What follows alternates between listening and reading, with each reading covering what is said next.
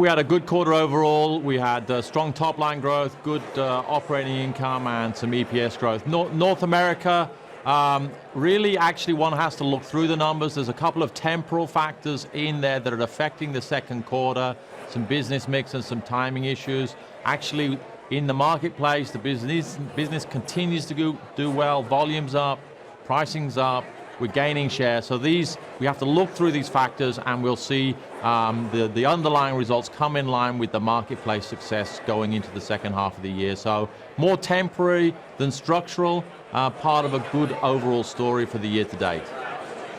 Yeah, I mean, I think you also blame rising freight costs, which a number of other consumer companies saw. Can you tell us a little bit about the commodity inflation cost input story you're seeing, whether it's higher steel and aluminum costs as a result of the tariffs or commodity costs overall? How big of a problem is this?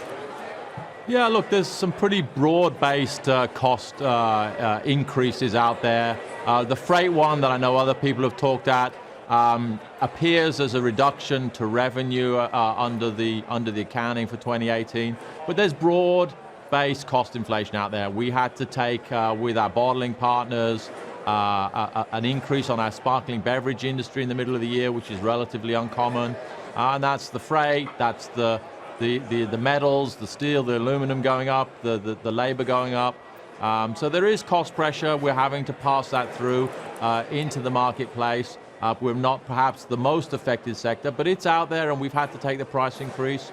But I think it's gone well. The customer conversations, obviously it's not a comfortable conversation, but they can see what's happening.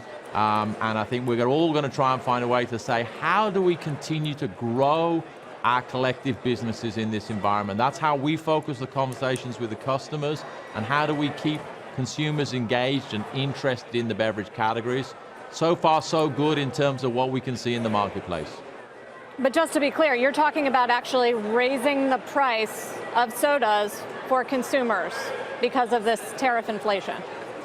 Yeah, I mean, the general cost inputs, the tariffs on the metals, it's one of many factors, caused us to go out in the middle of the year with our bottling partners and announce a price increase, which is pretty unusual, but it was the right thing to do for the business for the long term. I'm sure the customers are passing those prices on through. So yeah, there's some pressure in the system.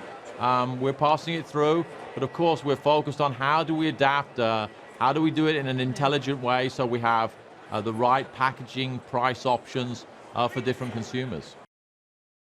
Hey there, thanks for checking out CNBC on YouTube. Be sure to subscribe to stay up to date on all of the day's biggest stories. You can also click on any of the videos around me to watch the latest from CNBC. Thanks for watching.